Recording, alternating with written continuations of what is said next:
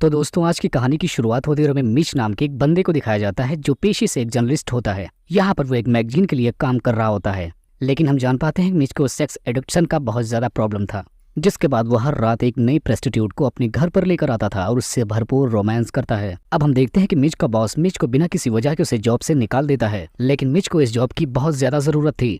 इसी वजह से वो जगह जगह पर इंटरव्यूज देता रहता है। अब एक जगह पहुंचने के बाद उसे पता चलता है कि वो अगर एक बहुत ही खूबसूरत इंटरेस्टिंग आर्टिकल लिखता है तो उसे जॉब पर रख लिया जाएगा। अब यहाँ पर मिच को एक आइडिया आता है, क्योंकि वो बहुत सारी प्रेस्टिट्यूट से मिल चुका था, जिसकी वजह से उसके दिमाग में अब एक प्रेस्टिट्यूट के ऊपर ही कहानी लिखने का आइडिया मिल जाता है। जिसके बाद अब मिच एक लड़की के पास चला जाता है जिसका नाम नेटली होता है। वो अभी हाल ही में एक यूनिवर्सिटी से पढ़कर आई हुई थी। इसी वजह से मिच को उसकी कहानी इंटरेस्टिंग लगती है। यहाँ पर मिच नेटली से कहता है कि मैं तुम्हारी कहानी लिखना चाहता हूँ, लेकिन नेटली ऐसा करने से मना कर देती है, जिसके बाद वो मिच को वहाँ से भगा देती है। अब रात होने के बाद हम नेटली को देखते हैं कि वो अपने एक कस्टमर के साथ होती है, जहाँ पर उसका कस्टमर उसके साथ जबरदस्ती कर रहा होता है, जिसकी वजह से नेटली वहाँ से भाग निकलती है। जिसके बाद वो वहाँ से फौरन मिच को फोन करती है और कहती है कि तुम मेरी कहानी लिख सकते हो। और अगली सुबह होते ही वो मिच को अपने घर पर बुलाती है। अब यहाँ से रेडी होकर नेटली मिच को अपने साथ लेकर वो जहाँ जहाँ भी जाती है उसे अपने साथ लेकर जाती है, ताकि उसकी लाइफ के बारे में सब कुछ मिच को पता चल सके कि आखिर उसकी जिंदगी कैसे बीती है। अब धीरे धीरे करके मिच को नेटली की पूरी कहानी समझ में आने लगती है।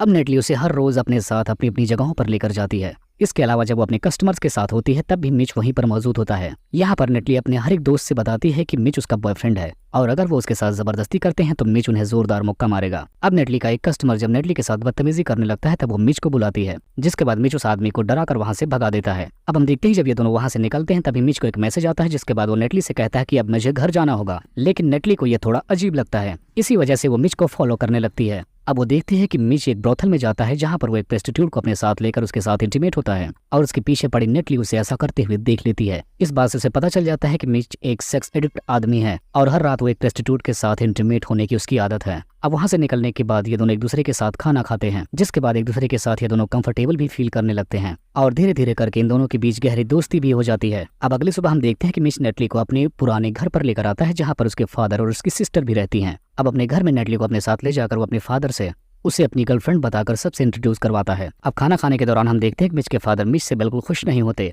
उन्हें देखकर ऐसा लग रहा था कि वो अपनी जिंदगी में सक्सेसफुल नहीं हो पाए। अब यहीं पर नेटली से मिच पूछता है कि आखिर वो इस जॉब में कैसे आई। तब यहाँ पर नेटली उसे बताते हैं कि जब वो कॉलेज में थी तभी उसने एक सेक्स जर्नल लिखा था, जिसकी वजह से वो बहुत वायरल हो गया था। अब इसकी वजह से उसे कोई भी रेगुलर जॉब नहीं मिल रही थी, जिसकी वजह से उसे इस धंधे में आना पड़ा। अब रात हो जाने के बाद ये सारे लोग एक दूसरे के साथ बैठकर टीवी देखते हैं और जब काफी रात गुजर जाती है तब मिच की बहन सो जाती है, जिसके बाद मिच नेटली को अपने रूम में लेकर अपने साथ जाता है, जहाँ पर ये दोनों एक दूसरे के साथ इंटीमेट होते हैं। अब अगली सुबह हम देखते हैं कि जब नेटली मिच को अपने साथ अपने कस्टमर्स के पास लेकर जाती है तब वहाँ पर दूर बैठे मिच को पता नहीं क्यों जेलस फील होने लगता है, जिसकी वजह से वो नेटली के कस्टमर्स के साथ झगड़ा करने लगता है और इस दौरान उसे बहुत मारता है। और इसकी हरकत की वजह से नेटली को भी मिच पर गुस्सा आ जाता है, जिसके बाद अब मिच नेटली को अपनी सारी फीलिंग्स बता देता है कि वो उससे पसंद करता है और उससे काफी प्यार भी करता है, लेकिन नेटली इस बारे से मना कर देती है। यहाँ पर ये साफ साफ कहती है कि मुझे इस प्यार के चक्कर में बिल्कुल नहीं पड़ना, और इतना ही कहकर वो हमेशा के लिए मिच से अलग हो जाती है। अब थोड़ा टाइम गुजर जाने के बाद हम देखते हैं कि मिच नेटली की पूरी कहानी लिखता है, लेकिन अब उसका माइंड चेंज हो जाता है। अब वो नेटली की कहानी को पब्लिश नहीं करना चाहता है, जिसकी वजह से कंपनी की मैनेजर उसे इनकरेज कर देती है, जिसके बाद मिच उस कहानी को पब्लिश करने के लिए तैयार हो जाता है। अब वहाँ से निकलकर मिच फिर से नेटली के पास आता है। यहाँ पर वो उसे कन्विंस करना चाहता था, लेकिन नेटली उसे साफ साफ फिर से मना कर देती है। अब कुछ टाइम बाद हमें दिखाया जाता है कि जब नेटली की कहानी पब्लिश हो जाती है तो वो बहुत तेजी से वायरल होती है,